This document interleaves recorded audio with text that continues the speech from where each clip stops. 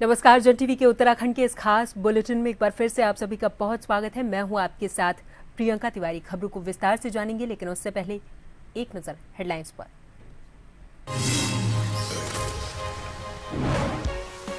उत्तराखंड मदरसा board का ऐतिहासिक फैसला, मदरसों में गूंजेगा सेना का पराक्रम, सिलेबस में शामिल होगी ऑपरेशन सिंदूर की कहानी। देहरादून के मांडूवाला में सीएम धामी ने सरस्वती विद्या मंदिर के छात्रावास का किया शिलान्यास, विद्यार्थियों को दी शुभकामनाएं, स्थानीय नेता रहे मौजूद।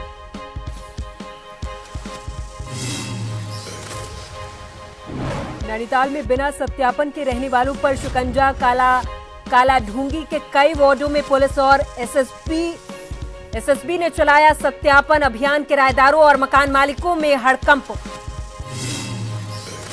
राज्य के ग्रामीण क्षेत्रों में प्लास्टिक कूड़ा निस्तारण की व्यवस्था न होने पर हाईकोर्ट ने जताई नाराजगी, पंचायती राज निदेशक से मांगा जवाब।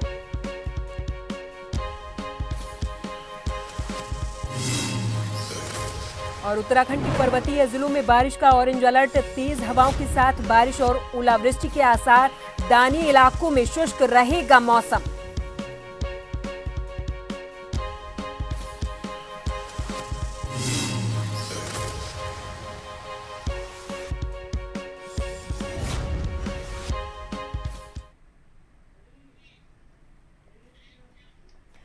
और अब खबरों को जानेंगे विस्तार से। देवभूमि उत्तराखंड और वीरों की भूमि में भारतीय सेना के शौर्य को लेकर सीएम धामी का बड़ा फैसला सामने आया। बता दें कि उत्तराखंड सरकार ने महत्वपूर्ण निर्णय लेते हुए मदरसों में ऑपरेशन सिंदूर के बारे में पढ़ाने का निर्णय किया है। वहीं इसी को लेकर उत्तराखंड वक्फ बोर्ड के अध्यक्ष का कहना है कि ऑपरेशन सिंदूर में हमारे सशस्त्र बलों ने बेजोड़ शौर्य का परिचय दिया और देश की जनता ने भी एकजुटता के साथ सेना के शौर्य को सलाम किया है।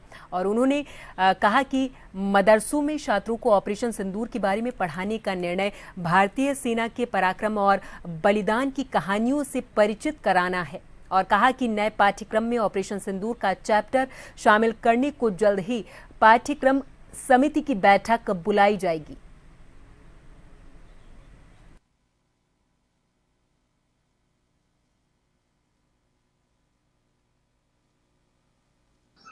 और हमारा मानना है कि हम अपने मदरसों को स्मार्ट बनाने जा रहे हैं और उन मदरसों में हम एनसीईआरटी का उत्तराखंड सिलेबस पढ़ाएंगे। और हमारा साथ में ये भी मानना है कि उत्तराखंड के अंदर, क्योंकि हम सैन्य धाम भी हैं, तो हमारे मदरसे के बच्चे अब तमाम जो वीर गाथाएं हैं सेना की, वो तमाम वीर गाथाएं भी पढ़ेंगे। और उसमें ऑपरेशन सिंदूर में जो हमारी सेना का शौर्य रहा, जिस तरह से आतंकवादी कैंपों को उड़ाया गया, उन नापाकिस्तान के जो नापाक मंसूबे आतंक के रूप में पल रहे थे पीओके में, जैसे उन्हें ध्वस्त किया गया, मेरा एक एक बच्चा उनको पढ़ेगा और उनकी कुकृत्यों को जानेगा कि कैसे इस्लाम के नाम पर, कैसे मजहब के नाम पर, कैसे किसी व्यक्ति का धर्म पूछकर अधर्म का काम करने वालों को कैसे मेरे भारतीय सेना ने धर्म सिखाया है। देहरादून के मांडूवाला स्थित सरस्वती विद्या मंदिर में मंगलवार को हॉस्टल का शिलान्यास किया गया। शिलान्यास के दौरान मुख्यमंत्री धामी और आरएसएस के अखिल भारतीय कार्यकारिणी सदस्य सुरेश सोनी मुख्य अतिथि के रूप में शामिल हुए हैं। इस दौरान स्टूडेंट्स ने फूलों और सांस्कृतिक कार्यक्रम से मुख्य अतिथियों का स्वागत किया है। पृथ्वी कूल आयोजन के तहत स्टूडेंट्स ने अपना हुनर दिखाया है। इस कार्यक्रम के दौरान मुख्यमंत्री धामी ने कहा कि सरस्वती विद्या मंदिर में किताबों की शिक्षा के साथ नैतिक शिक्षा का भी पाठ पढ़ाया जाता है, जिससे देश की परंपरा को आगे बढ़ाया जा सके।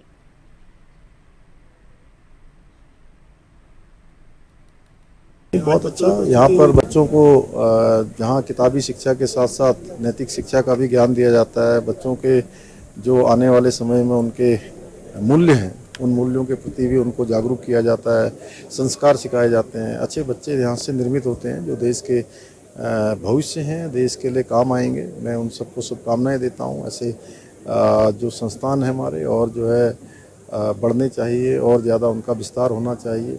हर दृष्टि से वो हमारे देश के लिए जो सच्ची हमारी परंपरा है उसको आगे बढ़ाने के घोतक हैं। उत्तराखंड सूचना विभाग के द्वारा प्रदेश भर के लोक कलाकारों के लिए रोजगार के बड़े साधन खोले गए हैं। सभी 13 जिलों के कलाकारों के ऑडिशन सूचना विभाग में कराए जा रहे ताकि उनको सूचना विभाग की पॉलिसी के आधार पर सूचीबद्ध किया जा सके। 13 मई से गढ़वाल के सभी 7 जिलों के ऑडिशन शुरू किए गए थे, जिसमें तकरीबन 190 दलों ने अपने ऑडिशन और इंटरव्यू दिए हैं। इसके बाद 26 मई से कुमाऊं मंडल के सभी जिलों में ऑडिशन शुरू किए जाएंगे।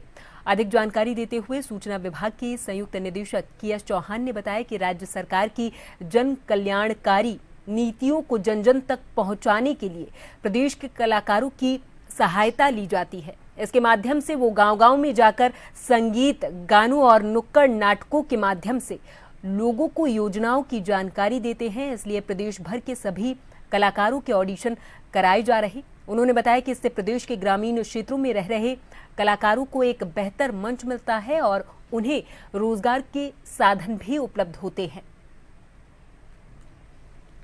रूप से सरकार की जो जन कल्याणकारी योजनाएं होती है उसके लिए प्रत्येक 3 वर्ष में हम लोग ऑडिशन लेते हैं पूरे उत्तराखंड के जो कलाकार हैं, और जिसके ऑडिशन आजकल 13 तारीख से लगातार यहाँ देहरादून में चल रहे हैं गढ़वाल मंडल के, और 26 तारीख से हल्द्वानी में कुमाऊं मंडल के होंगे। गढ़वाल मंडल के जो ऑडिशन है वो लगभग 180-190 दल के आसपास में पार्टिसिपेट किया है। लोगों ने अपने यहाँ पे अपना साक्षात्कार दिया है जो उनके ऑडिशंस होते हैं उसके।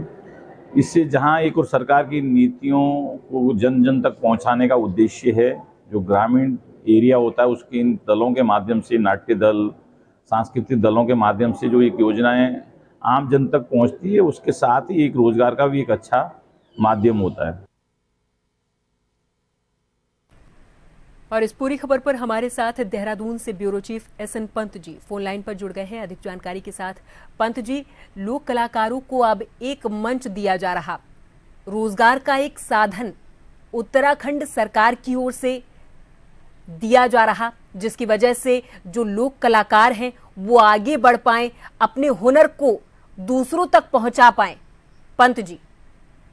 बिल्कुल प्रियंका, आपको बताना चाहूंगा उत्तराखंड सरकार हर समुदाय, हर वर्ग, हर विशेष लोगों के लिए कुछ न कुछ क्रियाकलाप जरूर राज्य सरकार की ओर से आयोजित किए जाते हैं, जिसका सीधा असर ये रहता है कि उनको उससे अपने स्वावलंबी बनने के साथ साथ अपनी आर्थिकी और आजीविका जुटाने के लिए महत्वपूर्ण बना दिया जाता है। इसी कड़ी में उत्तराखंड के सूचना एवं लोक संपर्क विभाग की ओर से उत्तराखंड के जो लोक सांस्कृतिक कलाकार हैं, जो अलग अलग दल हैं या अलग अलग टोलियां हैं, उनको रोजगार देने का अप्रत्यक्ष रूप से राज्य सरकार फैसला लेने जा रही है। जिस कड़ी में राज्य सूचना विभाग की ओर से, सूचना एवं लोक संपर्क विभाग की ओर से लगातार ऑडिशन लिए जा रहे हैं। यानी जो गायकार हैं, जो नाट्यकर्मी हैं, जो कोरस करते हैं या ड्यूट गाते हैं या संगीत में रुचि रखते हैं, ऐसे कलाकार जो पर्दे के पीछे छुपे हुए थे और मैदानी इलाकों के साथ साथ दूरस्थ पर्वतीय क्षेत्रों से ताल्लुक रखते थे, लेकिन उनकी प्रतिभा को एक प्लेटफॉर्म की आवश्यकता थी, एक मंच की आवश्यकता थी। ऑडिशन के माध्यम से सूचना एवं लोक संपर्क विभाग ऐसे तमाम दलों को, ऐसे तमाम लोक कलाकारों को इन पैनल करेगा और उसमें कैटेगराइज किया गया है A, B and C। यानी ए कैटेगरी होगी तो उसको अलग अलग क्षेत्रों में अपने कार्यक्रम करने का मौका मिलेगा, और कार्यक्रम की जो थीम होगी वो राज्य सरकार या भारत सरकार की जो योजना है, राज्य सरकार के प्रचार प्रसार में महत्वपूर्ण भूमिका निभाएंगे, उसी के बोल होंगे, उसी की भाषा होगी, उसी पर लोगों को समझाया जाएगा। यानी सरकार का प्रचार प्रसार करने का तरीका नुक्कड़ नाटकों के जरिए भी होगा, लोक साहित्य के जरिए भी होगा, लोक कलाकारों के जरिए भी होगा, लोक गायन के जरिए भी होगा। इसीलिए लगातार सूचना एवं लोक संपर्क विभाग के तत्वाधान में ये ऑडिशन चल रहे हैं, और इन ऑडिशन में पहला जो भाग है वो 13 मई से लेकर के आज तक के लिए रखा गया है गढ़वाल मंडल में, जो राज्य सूचना एवं लोक संपर्क के निदेशालय में आयोजित किया जा रहा है। और इसके अलावा जो 26 तारीख से शुरू किया जाएगा वो हल्द्वानी में कुमाऊं मंडल का किया जाएगा। तकरीबन गढ़वाल मंडल की अगर बात करें तो 190 ऐसे दल हैं जिन्होंने अभी तक ऑडिशन दिया है। इनमें से स्क्रूटनी होगी, छटनी करने के बाद उनको रजिस्टर्ड कर दिया जाएगा। 3 कैटेगरी में इन लोग तमाम दलों को कार्यक्रम दिए जाएंगे, चाहे 26 जनवरी हो, 2 अक्टूबर हो, 9 नवंबर की बात कर लें, 15 अगस्त की बात कर लें, या अलग अलग आयोजन पर राज्य सरकार की ओर से अलग अलग मेले का आयोजन किया जाता है। उन मेलों में सांस्कृतिक संध्या के तौर पर इन तमाम लोक कलाकारों को गाने का, संगीत संध्या के रूप में शिरकत करने का मौका मिलेगा और राज्य सरकार ने सूचना लोक संपर्क विभाग की ओर से इनको पे किया जाएगा। तो इसलिए तकरीबन 2000 लोगों को सीधे अप्रत्यक्ष रूप से रोजगार मिलने का है और इसी कड़ी में लगातार तमाम व्यवस्थाएं चलाई जा रही हैं। अगर हम लोक सूचना एवं लोक संपर्क विभाग के संयुक्त निदेशक के एस चौहान जी की बात अगर की जाए तो उन्होंने सीधे तौर पर कहा है कि ऐसे तमाम ऑडिशन लिए जा रहे हैं ताकि लोगों की प्रतिभा को मंच मिल सके और राज्य सरकार को प्रचार प्रसार का एक माध्यम मिल सके। ठीक है, बहुत बहुत धन्यवाद पंत जी, तमाम जानकारी के लिए आप हमारे साथ जुड़े और तमाम जानकारी आपने हमारे दर्शकों तक पहुंचाई। तो अब लोक कलाकारों को एक मंच दिया जा रहा है जिसकी वजह से अब उनका जो हुनर है वो पूरी दुनिया देख पाएगी।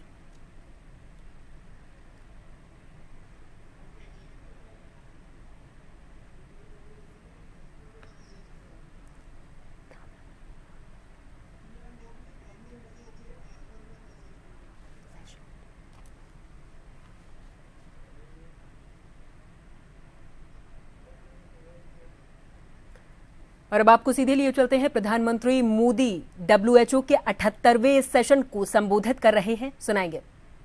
Such as cancer, diabetes and hypertension. Thousands of public pharmacies provides high quality medicines at far less than the market price. Friends, technology is an important catalyst to improve health outcomes.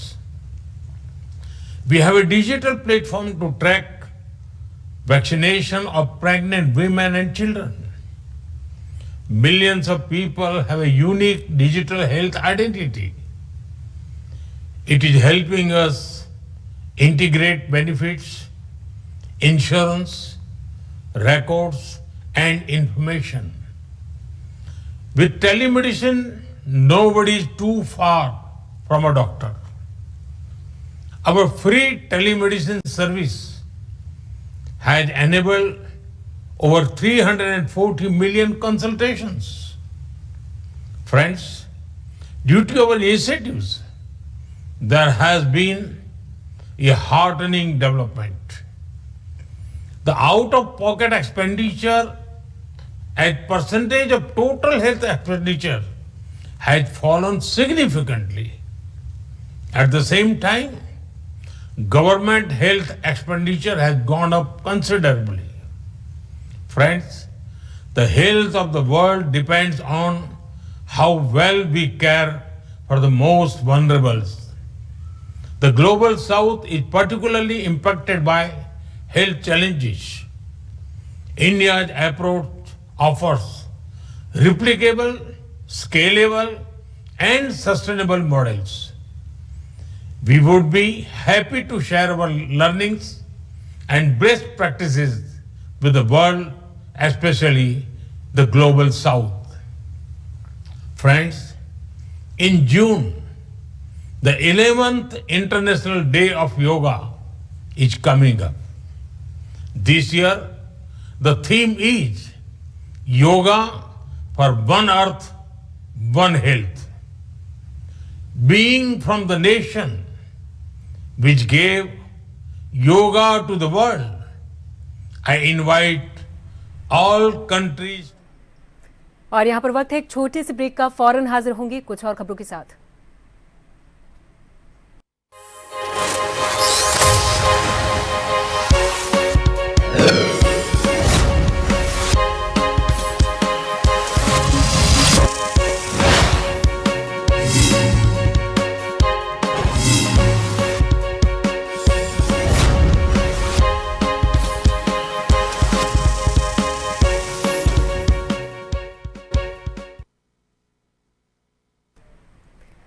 Break के बाद एक बार फिर से आप सभी का बहुत स्वागत है। अगली खबर की ओर करेंगे। राज्यपाल लेफ्टिनेंट जनरल गुरमीत सिंह से राजभवन में उत्तराखंड भ्रमण पर आए हुए तमाम लोगों ने मुलाकात की है। इस दौरान मुख्यमंत्री पुष्कर सिंह धामी भी इस कार्यक्रम में मौजूद रहे हैं। 16वें वित्त आयोग के अध्यक्ष डॉक्टर अरविंद पनगड़िया के नेतृत्व में आयोग के प्रतिनिधि मंडल ने शिष्टाचार भेंट की है।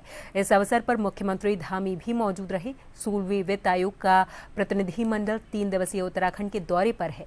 राजभवन में उनके सम्मान में राजकीय भोज का आयोजन किया गया था। इस अवसर पर सांस्कृतिक संध्या का भी आयोजन किया गया था। सांस्कृतिक संध्या में लोक कलाकारों ने उत्तराखंड के पारंपरिक लोक नृत्य की मनमोहक प्रस्तुतियां दी हैं।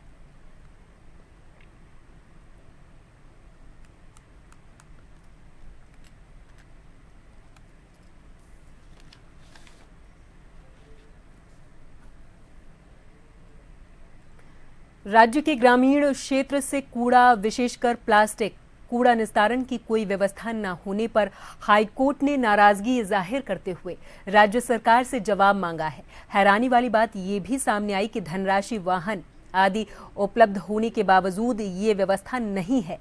पंचायती राज निदेशक को कूड़ा निस्तारण को लेकर अब तक हुई प्रगति पर शपथ पत्र के माध्यम से जवाब देना होगा। कोर्ट ने इस बात पर नाराजगी जताई कि कूड़ा निस्तारण के लिए धनराशि और वाहनों की व्यवस्था होने के बावजूद कूड़ा निस्तारण की व्यवस्था क्यों नहीं हो पा रही।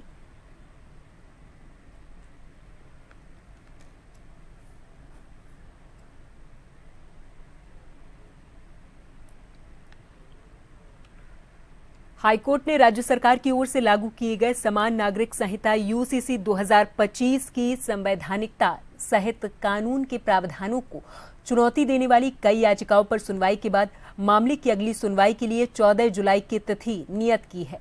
सुनवाई के दौरान यूनियन बैंक ऑफ इंडिया की ओर से जवाब दाखिल करने के लिए 3 सप्ताह का समय दिए जाने की मांग की है।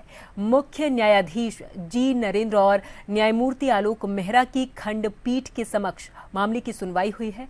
इस मामले के अनुसार उच्च न्यायालय को चुनौती देने वाली लगभग आधा दर्जन से अधिक याचिकाएं हाईकोर्ट में दायर की गई हैं। उनमें यूसीसी में लिव इन रिलेशनशिप के प्रावधान और मुस्लिम, पारसी आदि के वैवाहिक पद्धति की अनदेखी किए जाने सहित अन्य प्रावधानों को चुनौती दी गई है।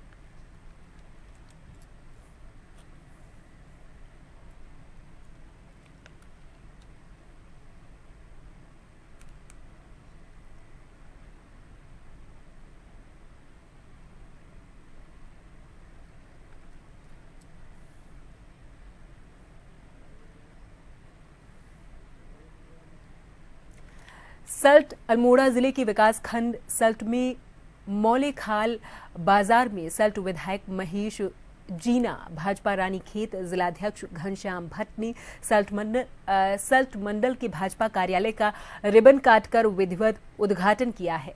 वहीं सल्ट के विधायक महेश जीना ने कहा कि मौलेखाल बाजार में भाजपा रानीखेत जिलाध्यक्ष के द्वारा सल्ट मंडल के भाजपा कार्यालय का उद्घाटन किया गया है।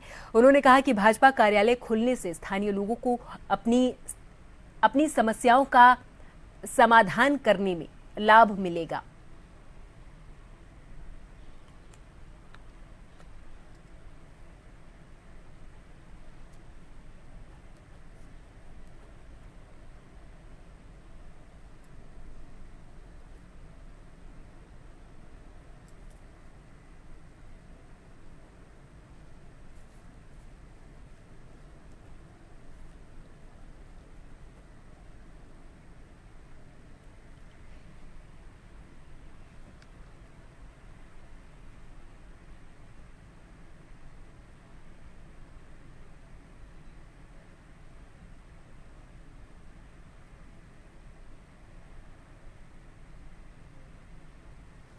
मौलेखाल में पार्टी का कार्यालय था, लेकिन कुछ कारणवश जो है बीच में हमने उसको शिफ्ट कर दिया था। लेकिन अभी कल ही हमारे जिलाध्यक्ष जी और हमारे संगठन महामंत्री जी के द्वारा मंडल के सभी पदाधिकारियों की नियुक्ति हुई है और आज हमने ये सल्ट मंडल के कार्यालय का जिलाध्यक्ष जी के द्वारा इसका शुभारंभ किया है। और इससे जो है आगे चल के जो लोगों को बार बार कई बार विधायक से मिलने के लिए मेरे घर पे या अन्य जगह आना पड़ता था, तो इतनी दूर ना आकर वो यहाँ हमारे मंडल अध्यक्ष और हमारे अन्य पदाधिकारी जितने पार्टी के उपाध्यक्ष हैं, महामंत्री हैं, मंत्री हैं या अन्य पदाधिकारी हैं, उन सब से संपर्क करने में उनको आसानी रहेगी। अपने जिला रानीखेत, भाजपा जिला रानीखेत, सल्ट विधानसभा और सल्ट मंडल का यह पार्टी का कार्यालय का जो शुभारंभ हो रहा है, ये अपना एक संगठनात्मक जो हमारा काम होता है उसमें हमको इस ऑफिस खुलने से, भाजपा का कार्यालय खुलने से सल्ट में, मंडल में, इससे हमें बहुत ज़्यादा मदद मिलेगी और हमारे संगठन के माध्यम से हमारी सरकार की योजना जन जन तक पहुंचेगी। जिलाधिकारी नैनीताल के निर्देशों पर बढ़ते अपराधों के बीच पुलिस ने बिना सत्यापन रह रहे बाहरी लोगों पर शिकंजा कसना शुरू कर दिया है। पुलिस ने कालाढूंगी में कई वार्डों में सत्यापन अभियान के तहत लोगों का सत्यापन किया है। पुलिस और एसएसबी जवानों से नगर छावनी में बदला तो लोगों, किराएदारों और मकान मालिकों में हड़कंप मच गया। सत्यापन नहीं कराने पर कई मकान मालिकों से जुर्माना भी वसूला गया है।